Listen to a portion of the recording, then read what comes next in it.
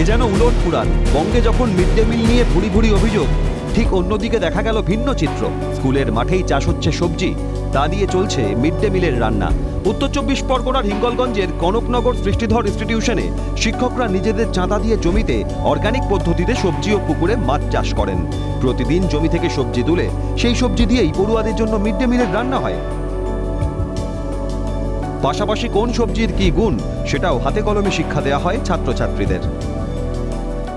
উত্তর 24 পরগনা জেলার হিঙ্গলগঞ্জের কনকনগর সৃষ্টিধর ইনস্টিটিউশনের পক্ষ থেকে ছাত্রছাত্রী এবং শিক্ষকদের উদ্যোগে স্কুলের পাশেই যে মাঠ রয়েছে সেখানেই চাষবাস করে এবং সেই শাকসবজি দিয়েই কিন্তু মিড ডে মিল খাওয়ানো হচ্ছে ছাত্রছাত্রীদের। আমাদের এখানে অর্গানিক কিচেন গার্ডেন আছে। এই গার্ডেনে অনেক শাকসবজি চাষ হয়।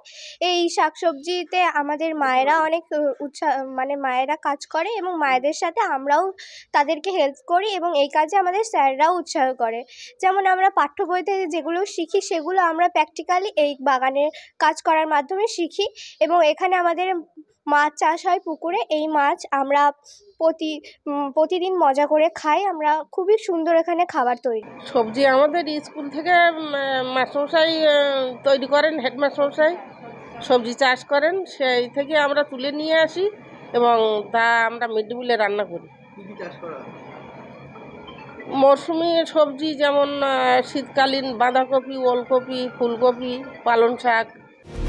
কোথাও মিড ডে মিলের টাকা তছরূপ, তো কোথাও আবার মিড ডে মিলে নিম্নমানের খাবার দেওয়ার অভিযোগ উঠেছে। কিন্তু সে সময় দাঁড়িয়ে এই ছবি দেখে সত্যিই মুগ্ধ সকলে। পড়ুয়াদের খাওয়া দাওয়ার জন্য রয়েছে বিশেষ ব্যবস্থা। মাটিতে বসে খেতে অসুবিধে হয় ছাত্রছাত্রীদের, সেই জন্য ব্যবস্থা করা হয়েছে টেবিল চেয়ারের। পুষ্টিকর সবজি ওদের পাতে দিতে পারি, এই উদ্যোগে আমরা অনেকটাই সফল হয়েছি।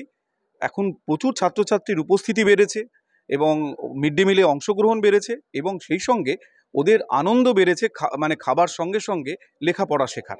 মিড ডে মিলে সাপ টিকটিকে কিংবা পিছে নয়, হিঙ্গলগঞ্জের পড়ুয়ারা পাতে পাচ্ছে এক থালা ভরপুর পুষ্টি। এ নিয়ে খুশি শিক্ষক মহল থেকে শুরু করে অভিভাবক এবং ছাত্রছাত্রীরা।